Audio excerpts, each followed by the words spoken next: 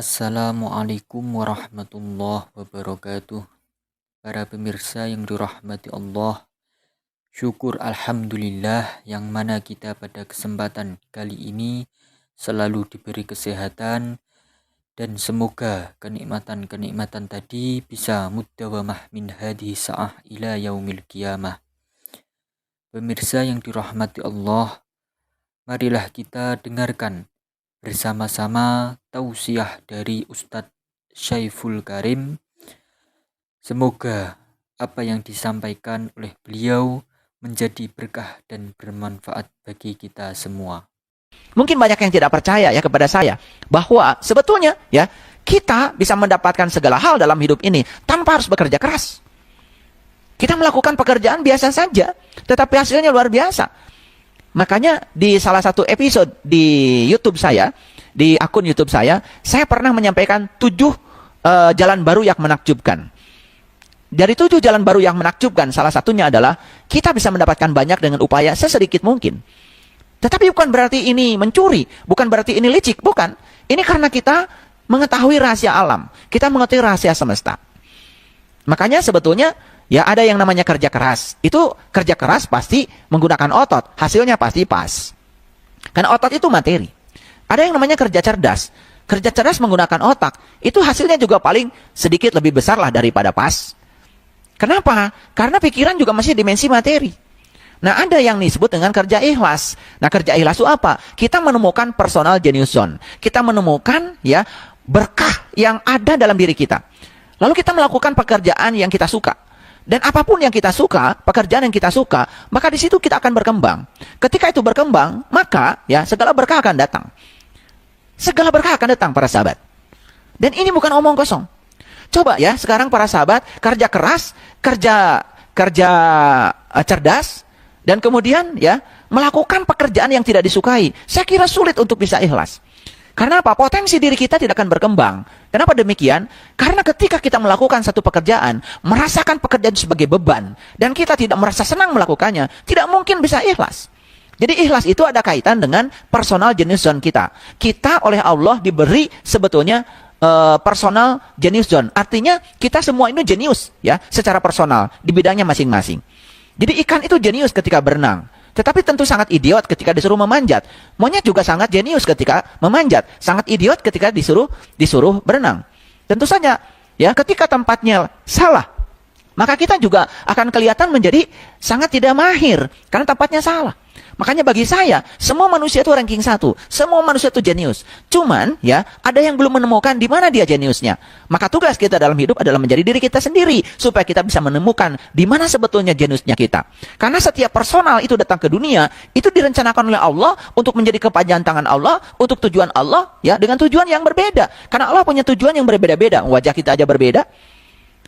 Karakter kita juga berbeda. Artinya, kita semua itu sebenarnya jenius di bidangnya masing-masing. Ada yang jenius di kakinya sehingga dia bermain bola dan menjadi pemain bola top dunia. Ada yang jenius di tangannya, mungkin dia jadi pemain apa? Ya, mungkin jadi pemain tenis, pemain bulu tangkis, ada juga jadi pemain tinju. Kan macam-macam, ya.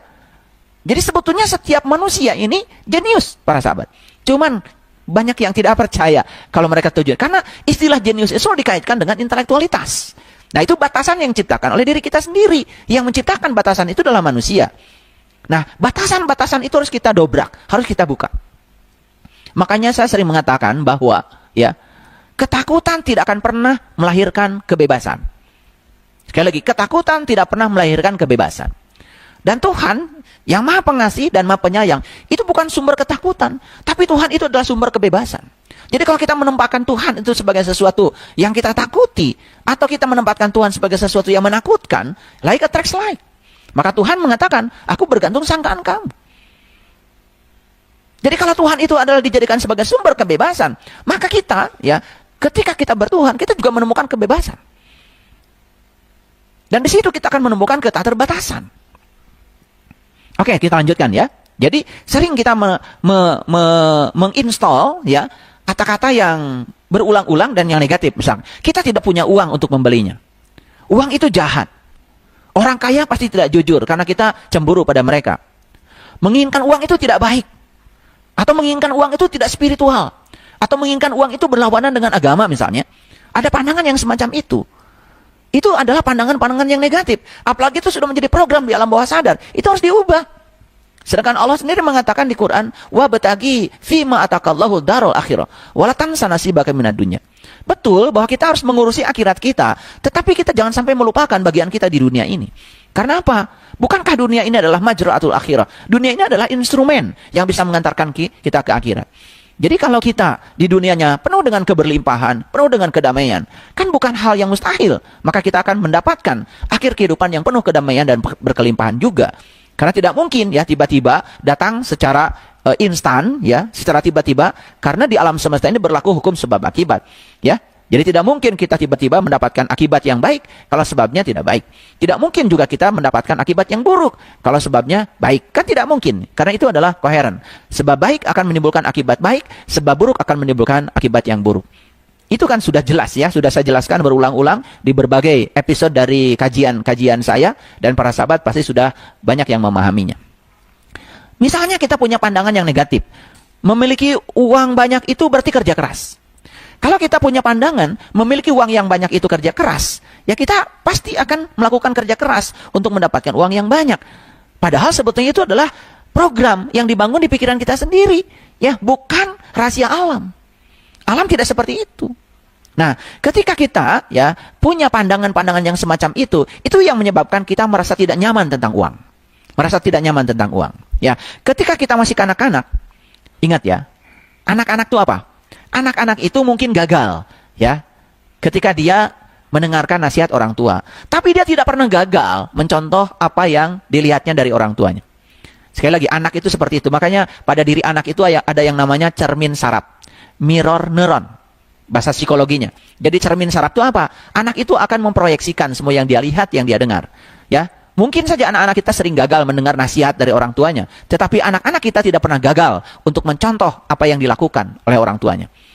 Apa yang dilihat dari orang tuanya tidak pernah gagal, karena dia punya cermin saraf untuk memproyeksikan semuanya. Bayangkan ya, ketika orang tuanya selalu berbicara keterbatasan, apa yang terjadi? Itu akan masuk di alam bawah sadarnya, sehingga anak kita pun akan memiliki keterbatasan. Jangan-jangan kita pun anak yang dididik oleh orang tua kita dulu yang memiliki keterbatasan. Tetapi saya mengajak, yuk kita tidak usah menyalahkan orang tua kita dulu. Jangan juga mengatakan orang tua kita salah asuh terhadap kita. Sudah, syukuri saja. Orang tua kita ada, itu luar biasa. Karena mereka ada, yang menyebabkan kita ada karena keberadaan mereka. Mereka menjadi marga lantaran untuk kita ada. Dan sekarang, kita diberi kesempatan untuk mengubah pikiran dan perasaan kita. Sekarang kita diberi kesempatan untuk mendengar rahasia semesta yang sedang saya bukakan. Yang belum pernah didengar oleh orang tua kita. Stop menyalahkan orang tua. Lebih bagus kita sekarang ubah keadaan kita. Sekalipun itu memang ya dari orang tua, ya program-program itu dari orang tua kita, tetapi kan kita bisa mengubahnya saat ini. Dan punya kesempatan untuk mendengarkan kajian ini, kan sebetulnya ini sudah berkah dari semesta. Berarti kita diizinkan untuk bisa mengubah katalog-katalog kehidupan kita, supaya kita mendapatkan yang kita ingin, tanpa harus menyalahkan siapapun. Jangan pernah merasa diri kita sebagai korban, karena dalam hidup ini tidak ada orang lain. Sekali lagi, tidak ada orang lain. Hukum alam menyatakan dalam hidup yang ada cuma kamu sendiri. Kenapa? Karena kebaikan yang kamu lakukan untuk kamu, keburukan yang kamu lakukan untuk kamu. Tidak ada yang namanya korban, karena semua pelakunya adalah diri kita sendiri. Sekali lagi, tidak ada yang namanya korban, karena semua pelakunya adalah diri kita sendiri. Para sahabat, ketika kita masih kanak-kanak, kita menerima apapun yang disampaikan lingkungan secara tidak sadar. Sehingga kita tumbuh dengan perasaan negatif tentang uang. Ya, saya juga sering bicara ya. Kebetulan saya mengajar mata kuliah entrepreneurship, mata kuliah kewirausahaan. Makanya yang saya ubah pertama kali dari mahasiswa saya, itu adalah perasaan negatifnya tentang uang. Pikiran negatifnya tentang uang. Ya, karena banyak sekali ya, di dalam otak mereka itu adalah keterbatasan-keterbatasan. Nah, ketika perasaannya belum diubah, berapapun modal yang diberikan kepada mereka, tidak akan jalan. Karena apa? Karena apa? Perasaan itu kan energi. Ya, perasaan itu adalah magnet. Makanya kalau magnetnya negatif, maka dia akan menarik semua yang negatif. Maka berapapun modal yang diberikan, pasti ya akan berujung pada kerugian. Kenapa? Karena ada yang belum diubah di dalam dirinya. Nah, ternyata ya tidak mudah ya untuk membongkar program-program yang kurang tepat, yang pernah diinputkan lingkungan di alam bawah sadar setiap manusia. Nah, kecuali kita mau jujur pada diri sendiri. Makanya kita harus belajar self-hypnosis. Kita harus belajar untuk menghipnosis diri kita sendiri ya. Mengubah diri kita ya dengan tanggung jawab kita. Baik ya, para sahabat, bisa dilanjutkan ya. Mungkin kita pernah diajari bahwa menginginkan uang itu keliru. Misalnya, Itu juga menimbulkan perasaan tidak nyaman, ya. Apalagi mungkin kita pernah mendengar, ya, ya, bagian kita bukan di sini, bagian kita nanti di sana, gitu kan? Di sini bukan bagian kita. Kita tuh tidak usah repot-repot, ya. Misalnya diinputkan di keyakinan kita bahwa, ya, menginginkan uang itu dianggap keliru, ya. Kan aneh, ya. Kita menginginkan uang itu dianggap keliru, tetapi pada saat yang sama kita harus mencari nafkah. Bahkan kita saat mencari nafkah mungkin saja harus melakukan pekerjaan-pekerjaan yang kita tidak suka. Mohon maaf ya, banyak ya, saya menemukan data, ternyata banyak sekali orang-orang yang stres dalam kehidupan ini, ya, bukan karena dia tidak mendapatkan gaji dari perusahaan di mana dia bekerja. Ternyata dia itu bekerja di tempat yang dia tidak suka. Tapi dia paksakan, ya, dia bekerja di tempat yang dia tidak suka, ya, dia mencari nafkah, ya, udah gitu punya pandangan yang negatif, seakan-akan menginginkan uang itu keliru, seakan-akan, ya. Nah, itu kan menimbulkan ketidaknyamanan tentang uang, ya. Mungkin kita pernah diajari, misalnya, ya, hanya pekerjaan-pekerjaan tertentu saja yang dapat dilakukan untuk mencari nafkah, sehingga membuat pikiran kita sangat terbatas. Mohon maaf ya, mohon maaf. Misalnya, untuk mendapatkan uang itu harus jadi ASN misalkan, harus jadi pegawai negeri misalkan, sehingga semua orang orientasinya ingin jadi pegawai negeri, kan gitu. Misalnya untuk mendapatkan uang itu harus menjadi si A, si B, harus profesinya seperti ini, seperti itu, ya. Itu hati-hati, itu batasan yang diciptakan oleh pikiran. Kalau saya beranggapan, ya, kalau anak-anak kita suka apa saja, suka menggambar, biarkan saja menggambar, ya.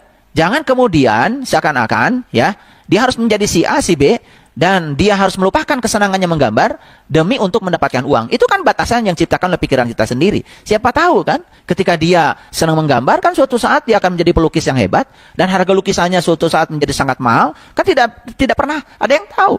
Nah, cuma kita sering, ya, menginputkan program yang salah kepada anak-anak kita, sehingga seakan-akan, ya, yang terbaik itu yang ada di pikiran kita.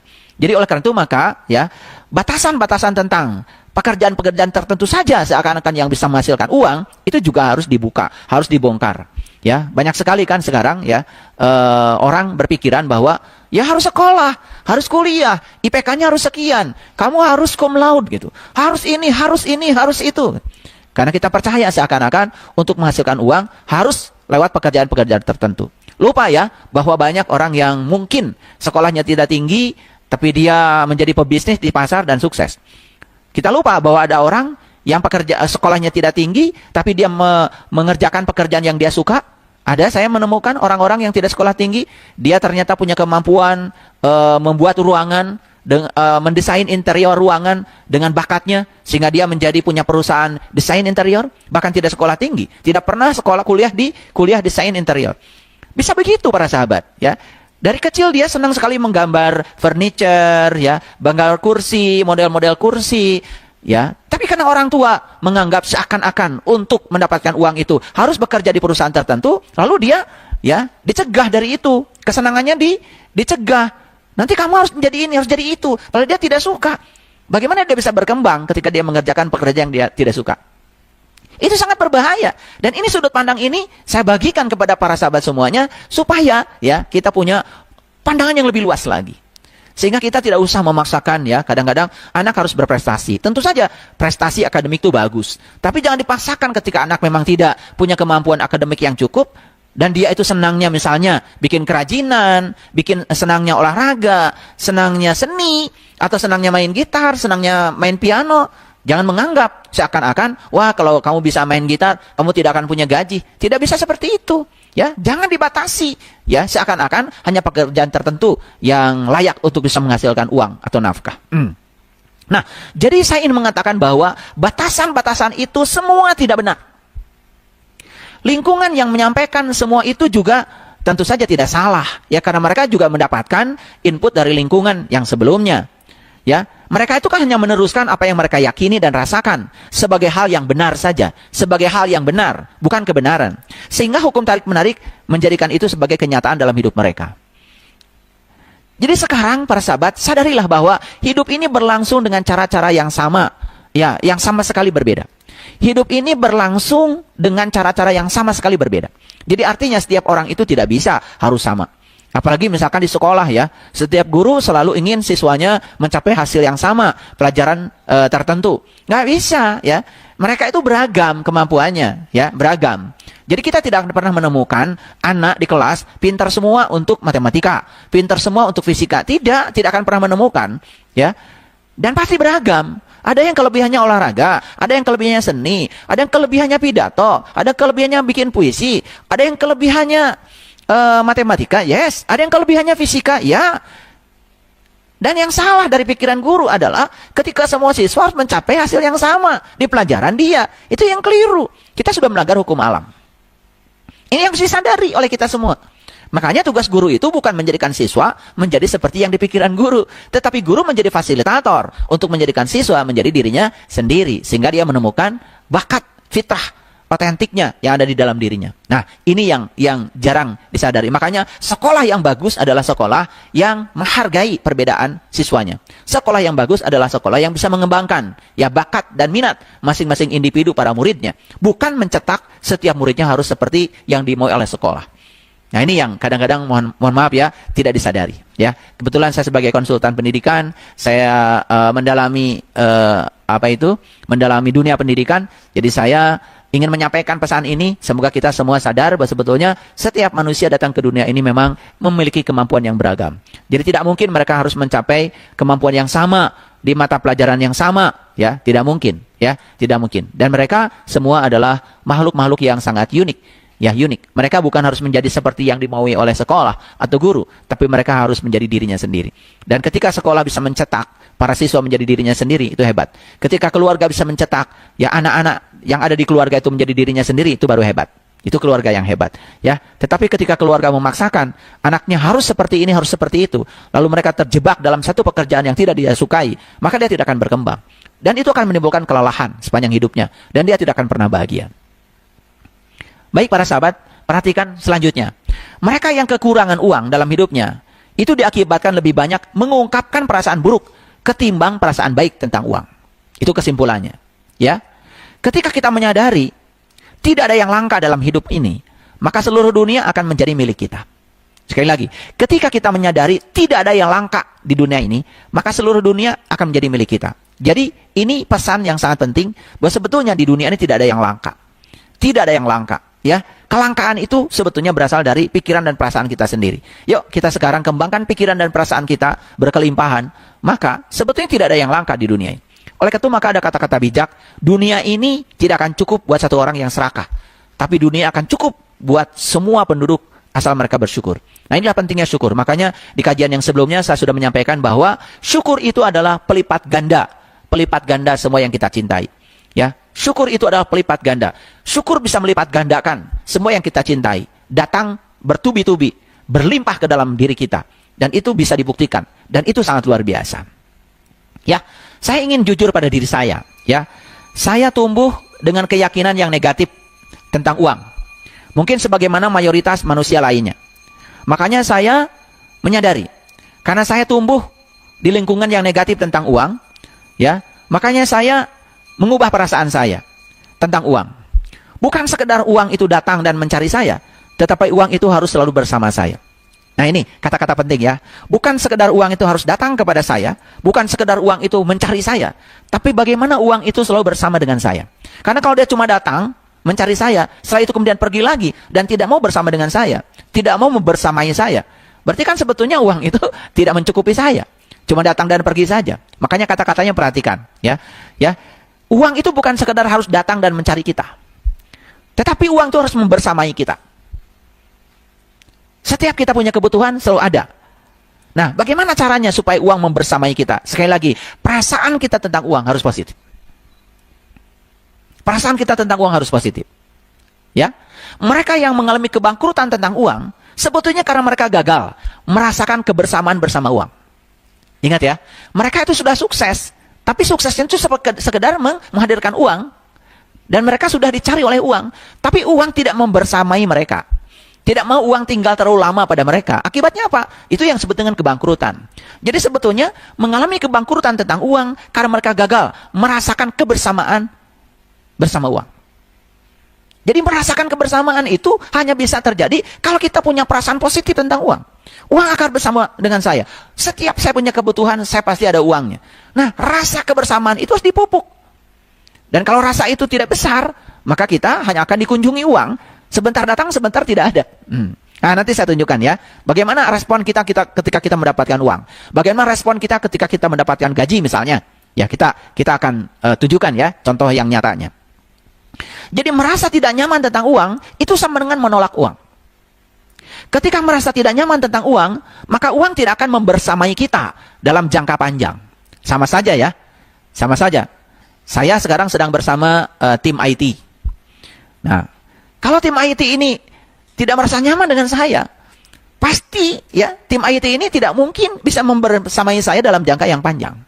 Betul apa tidak? Kan sederhana ya? Sama ya? Sama. Kenapa ada pasangan yang ingin bercerai misalnya? Karena apa? Ya, karena kan ketidaknyamanan.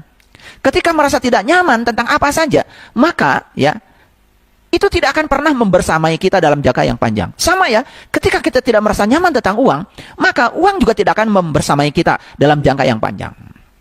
Misalnya, saya mau jujur ya, ketika ada tagihan besar, apa sih respon kita terhadap tagihan besar terhadap kita? Lalu kita merasa tagihan itu menguras uang dari tangan kita? Kita merasa tagihan itu merampok uang kita? Itu perasaan buruk tentang uang.